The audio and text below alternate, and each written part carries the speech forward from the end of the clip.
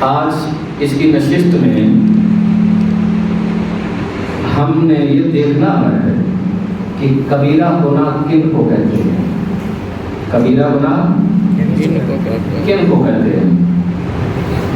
کبیرہ گناہ اسے کہتے ہیں جس کی دنیا پہ حد سزا مقرر ہو۔ دوسرا، جس گناہ کے کرنے پر آخرت کے اندر وعید اور سزا کا اعلان کیا گیا ہو، جس گناہ کے کرنے پر میرے نبی نے اس سے لا تعلقی کا اعلان فرمایا ہو۔ چوتھا، والدین کو برا بھلا کہنے والا۔ پانچواں، جھوٹا بادشاہ۔ چھٹا، غیر شرعی کام کرنے والا۔ ساتواں، دین کو کم سمجھنے والا۔ چور چوری کرتا ہے تو اس کا ہاتھ کاٹا جاتا ہے، یہ حد ہے۔ شادی شدہ جوڑا زنا کرتا ہے، اس کی سزا قتل ہے، یہ حد ہے۔ غیر شادی شدہ زنا کرتا ہے تو اس کی سزا 80 کوڑے ہے، یہ حد ہے۔ اور آخرت کے اندر ان کی سزا کا اعلان قرآن کے اندر وعید اور متنبع کیا گیا ہے کہ یہ نہ کرنا ورنہ کل قیامت کے دن سزا ہوگی۔ دنیا پہ حد قائم کی گئی اور آخرت کے اندر اس کی سزا کا اعلان کیا گیا، اسے کبیرہ گناہ کہتے ہیں۔ میرے کریم نبی صلی اللہ تعالی علیہ وسلم نے اس شخص سے لا تعلقی کا اظہار کیا ہو۔ مثلا میرے نبی نے فرمایا ملاوٹ نہ کرنا، جو ملاوٹ کرے گا وہ ہم میں سے نہیں۔ میرے نبی نے لا تعلقی کا اظہار کیا۔ اور دوسرا فرمایا لیس منا من لم یرحم صغیرنا ولم یوقر کبیرنا، اور کما قال علیہ السلام، میرے نبی نے فرمایا جو ہمارے چھوٹوں پہ شفقت نہیں کرتا اور ہمارے بڑوں کا احترام نہیں کرتا، اس کے ساتھ میرا کوئی تعلق نہیں۔ یہ ہے لا تعلقی کا اعلان۔ والدین کو برا کہنے والا۔ معاشرے کے اندر، سوسائٹی کے اندر دیکھ لو، لوگ اپنے ماں باپ کو گالیاں دیتے ہیں،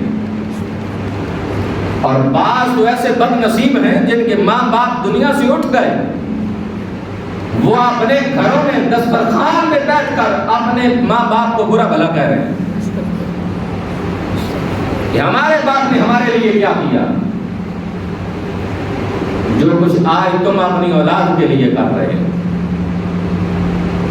جھوٹا بادشاہ، میرا خیال ہے اس پہ مجھے تبصرے کی کوئی ضرورت نہیں۔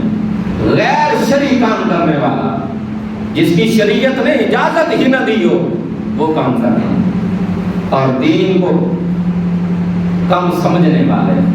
گناہ کا سبب، گناہ ایسے تو نہیں ہو جاتے کہ بندہ چلتا چلتے گناہ ہو جائے۔ گناہ کا سبب کیا ہے؟ ایمان کی کمزوری، یہ پہلا سبب ہے۔ دوسری چیز، دین کی کمزوری۔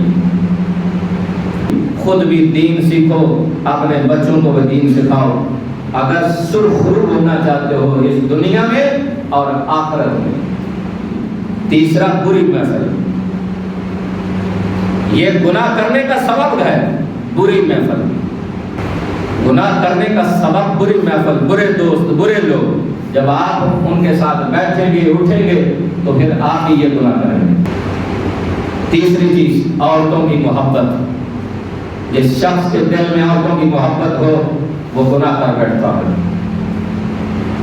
پانچویں چیز، اولاد کی محبت۔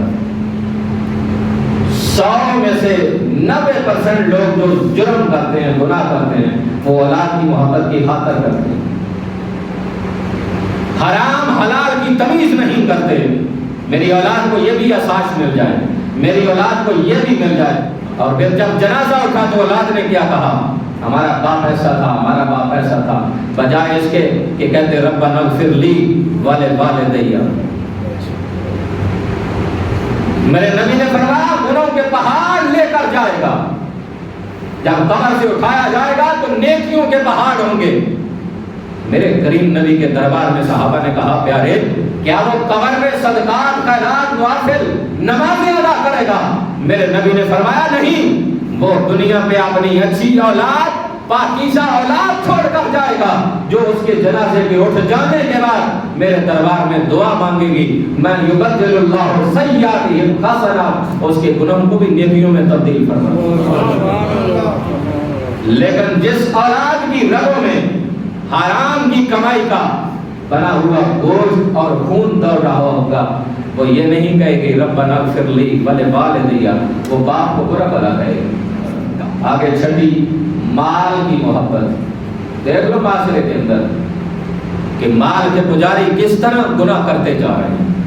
شیطان کا غلبہ، نفس ہمارا، انسان کا اپنا نفس ہی اللہ کی بندگی اور اس کے محبوب نبی کی اطاعت کا سوچنے نہیں دیتا، وہ گناہ کے لیے تیار رہتا ہے۔ اب کیا کرنا ہے، آپ کس کو برگلانا ہے، آپ کس کو پسانا ہے، آپ کس پہ جال ڈالنا ہے، کیسے ڈالنا ہے، ان کے ذہن کے اندر صبح شام دن رات بس ایک ہی خیال آتا ہے، اب یہ تو میرے جال میں آ گیا، دوسرے کو اپنے جال میں کیسے کرنا۔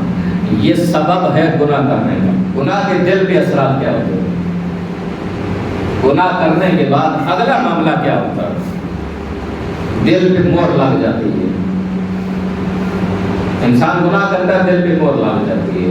اب جب مور لگ جاتی ہے تو وہ کوئی اچھی اور بھلائی کی بات اس کے دل میں نہیں جاتی، وہ گناہ بھی ایسے کرتا ہے جس طرح ثواب سمجھ